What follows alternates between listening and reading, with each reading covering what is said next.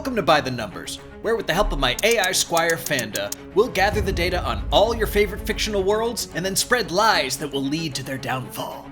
At your service, my lord. In today's installment, it's a winner-take-all showdown between the first season of Game of Thrones and its prequel series, House of the Dragon.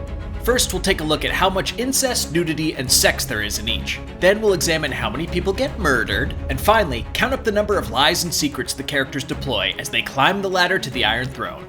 Basically, all the good stuff. When your new show is lovingly referred to as Hot D, it only makes sense to begin with the sexy parts. Fanda, analyze all instances of sex and nudity across both series. Scanning. Scanning. Oh, you were supposed to be an important person around here. Scanning. Scanning. I could bring in another. Scanning. Ahem. Displaying results. Check out these stats. Game of Thrones Season 1 had 9 sex scenes, 3 of them incestuous, that totaled 6 minutes and 12 seconds of screen time. 24 scenes had nudity, with a full 38 minutes of what became known as sexposition, characters having conversations with naked people sprinkled liberally throughout the background. In House of the Dragon, there are 6 sex scenes and orgies that total 3 minutes and 59 seconds of screen time. 7 scenes that feature nudity, and the incest is all over the place here, especially if you include cousins, which I do! The first season also features main characters hanging around naked people for a respectable 7 minutes and 40 seconds.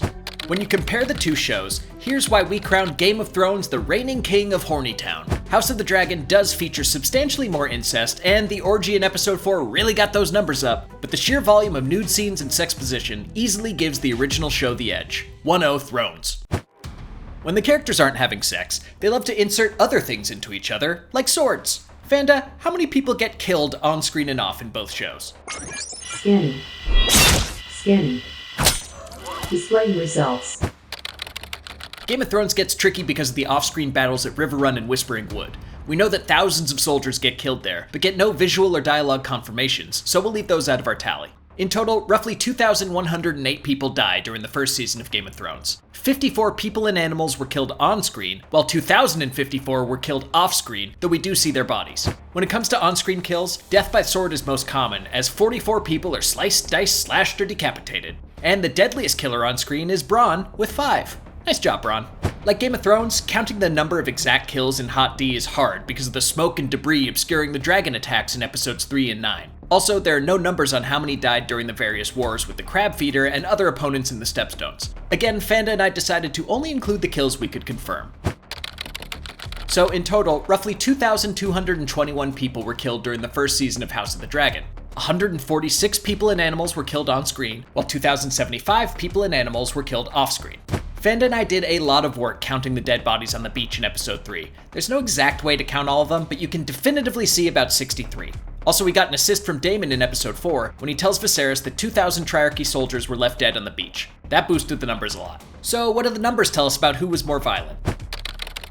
Thrones can't compete with the on-screen violence committed in House of the Dragon.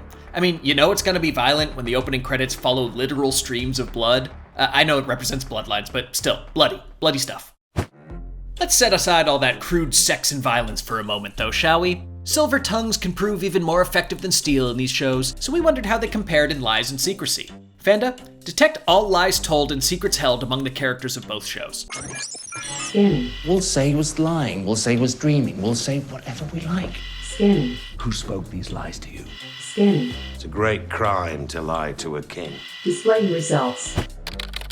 Overall, Game of Thrones Season 1 features 12 lies and 22 secrets. The most dependable secret keeper? Ned Stark. He doesn't snitch on Jon Snow's true identity, and goes on a secret fact-finding mission that has him keeping things close to the chest all season. Except for his head. House of the Dragon is no slouch in this department either.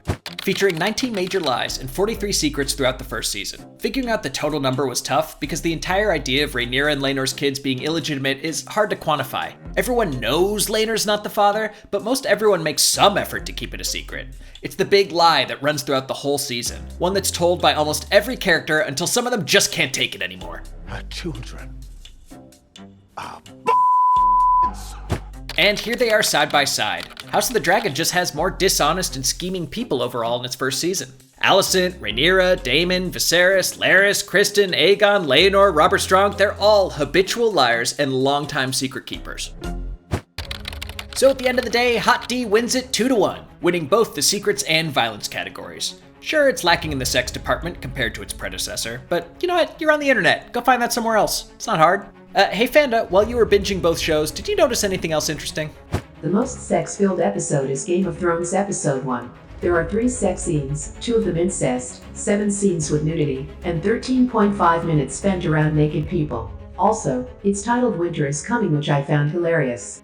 In House of the Dragon Episode 9, Larry stares at Alicent's feet for 2 minutes and 16 seconds. And when it comes to hand-to-hand combat, Daemon is the deadliest character on screen. With 20 confirmed kills, Daemon does not play around. Thank you, Fanda. I feel like I know things, and now I need a drink. See you next season, and thanks for watching. Be sure to like and subscribe.